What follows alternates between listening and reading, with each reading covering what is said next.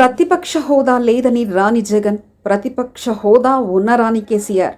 అయినా అక్కడ రారు, ఈయన ఇక్కడ వెళ్ళరు. ఆంధ్ర తెలంగాణ విపక్ష అధినేతలు అంతేనా? రెండు తెలుగు రాష్ట్రాల్లో ఇప్పుడు ఒక అంశం అందరినీ ఆకర్షించడం కాదు, మాట్లాడుకునేలా చేస్తుంది. వరుసగా జరిగిన రెండు తెలుగు రాష్ట్రాల అసెంబ్లీ ఎన్నికల్లో నాటి అధికార పక్షాలు ఓటమి పాలు కావడం, విపక్షాలు విజయం సాధించి అధికార పక్షం అవతరించడం తెలిసిందే. అయితే ఈ రెండు రాష్ట్రాల్లోని ప్రతిపక్ష అధినేతలు ఇద్దరు కూడా అసెంబ్లీకి రాని వైరం ఇప్పుడు హాట్ టాపిక్గా మారింది. గత ఏడాది చివరిలో తెలంగాణ అసెంబ్లీకి జరిగిన ఎన్నికల్లో కాంగ్రెస్ విజయం సాధించడం, ప్రధాన ప్రతిపక్షిగా బీఆర్ఎస్ నిలవడం తెలిసిందే. ప్రతిపక్ష నేత హోదాను సొంతం చేసుకున్నారు కేసీఆర్. అయినప్పటికీ ఆయన అసెంబ్లీ సమావేశాలకు హాజరు కాకపోవడం తెలిసిందే. తన ప్రతి ప్రసంగంలోనూ ప్రధాన ప్రతిపక్ష నేత అసెంబ్లీకి రావాలంటూ ముఖ్యమంత్రి రేవంత్ పదే పదే ప్రస్తావించడం జరిగింది. ఎమ్మెల్యేగా ప్రమాణ స్వీకారం చేసిన సందర్భంగా, తర్వాత మొన్న బడ్జెట్ ప్రవేశపెట్టిన సందర్భంలో మాత్రమే అసెంబ్లీకి వచ్చారు కేసీఆర్. బడ్జెట్ ప్రవేశపెట్టిన అనంతరం బయటకు వచ్చి నేరుగా మీడియా పాయింట్లో మాట్లాడిన ఆయన బడ్జెట్ ఉత్త గ్యాస్గా అభివర్ణించడం తెలిసిందే. అధికార పక్షాన్ని చీల్చి చెండాడుతామని చెప్పిన ఆయన ఆ తర్వాత నుంచి సభకు వచ్చింది లేదు.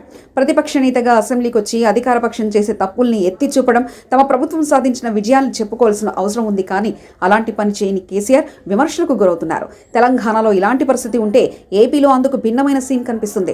ఏడాదిలో జరిగిన అసెంబ్లీ ఎన్నికల్లో కూటమికి 164 స్థానాలు సొంతం చేసుకుంటే వైసీపీ కేవలం 11 సీట్లు మాత్రమే దక్కాయి. నిబంధనల ప్రకారం చూసినప్పుడు వైసీపీకి ప్రధాన ప్రతిపక్ష హోదా దక్కలేదు. అదే సమయంలో సభలోని మొత్తం సీట్లలో 10వ వంతు కూడా రాని నేపథ్యంలో వైసీపీ అధినేతకు ప్రధాన ప్రతిపక్ష హోదా దక్కలేదు. అయితే ఈ అంశంపై న్యాయ పోరాటానికి దిగారు వైఎస్ జగన్మోహన్ రెడ్డి. కుట్రపూరితంగా ప్రధాన ప్రతిపక్ష హోదా ఇవ్వలేదని, ప్రధాన ప్రతిపక్ష నేత హోదా ఉంటే అసెంబ్లీలో మాట్లాడే వీలుంటుందని, అందుకే హోదా ఇవ్వాలని కోరినట్లు చెప్పుకొచ్చారు. దీనిపై ఏపీ అధికార పక్షం ఆశ్చర్యాన్ని వ్యక్తం చేసింది. సాంప్రదాయాలను పాటిస్తామని చెప్తుంది. ఈ నేపథ్యంలో వైఎస్ జగన్ కోర్టును ఆశ్రయించారు. మొత్తంగా చూస్తే రెండు తెలుగు రాష్ట్రాల్లోని విపక్ష అధినేతల తీరు చాలా ఆసక్తికరంగా మారింది. తెలంగాణ ప్రధాన ప్రతిపక్ష నేత హోదా ఉండి కూడా కనిపించని కేసీఆర్ అసెంబ్లీకి హాజరు కావడం లేదు. అదే సమయంలో తనకు కావలసిన ప్రధాన ప్రతిపక్ష నేత హోదాను ఇవ్వని కారణంగా వైఎస్ జగన్ ఏపీ అసెంబ్లీ సమావేశాలకు హాజరు కావటం లేదు.